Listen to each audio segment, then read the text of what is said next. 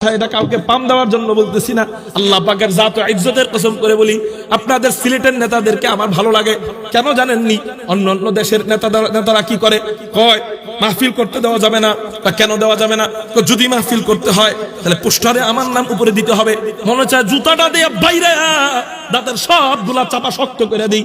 আলেমদের উপরে তুই হলো জাহেল, তুই হলো মূর্খ, একটা সূরা তুই সুন্দর মতো পড়তে পারস না, আলহামদুলিল্লাহ সূরা ঠিক মতো পড়তে পারস না, আলহামদুর হাটা উচ্চারণ তোর হয় না, তুই আলেমদের উপরে তোর নাম থাকতে চাস। ক্ষমতা কয়দিনের রে? মুসার উপরে নাম রাখতে চাইছিল নমরুদ, মুসার উপরে নাম রাখতে চাইছে ফেরাউন। আল্লাহ কে নাম রাখবি? তোরে আমি সুট্টি বানায় রাখবো। মুসার নাম আল্লাহ স্বর্ণাক্ষরে লেখা দেয়। ইব্রাহিমের উপরে নাম রাখতে চাইছে নমরুদ, নমরুদ রে কয় নাম রাখবি? তোরে আমি 300 বছর সুর একেবারে সম্মানের সাথে, একেবারে আদরের সাথে তোরে জুতার বাড়ি খাওয়াবো। আল্লাহ জুতার বাড়ি খাওয়ায়। বুশেও নাম রাখতে চাইছিল, ভাই মুসলমানদেরকে মাইনাস কইরা ওদের দল উপরে উঠাইতে চাইছে।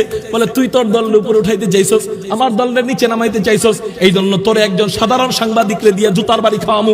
এখন মানুষ কোন ছেলেপেলের নাম ইহুদি আর খ্রিস্টানরাও বুশ নামে কেউ রাখে না। মেরে মুহতারাম ভাইও, আবু জাহেল নবীজিকে মাইনাস করতে চাইছে, নিজে উপরে উঠতে চাইছে। আল্লাহ কয় ছোট ছোট সাধারণ বাচ্চারে দিয়া তোরে খুন করামু।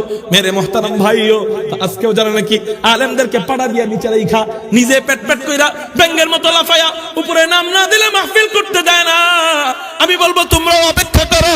বুশের তো দামি জুতার বাড়ি দেওয়া হয়েছে, তোমাদের উপর জুতার বাড়ি যখন শুরু হইব, বাথরুমের স্যান্ডেল দিয়া তোমাদেরকে পিটায়া পিটায়া শিয়ালের মতো ল্যাজ গুটায়া তখন বাংলাদেশ চাইনা তোমরা পালাতে বাধ্য হইবা। এই বকলম কিছু নেতা স্টেজে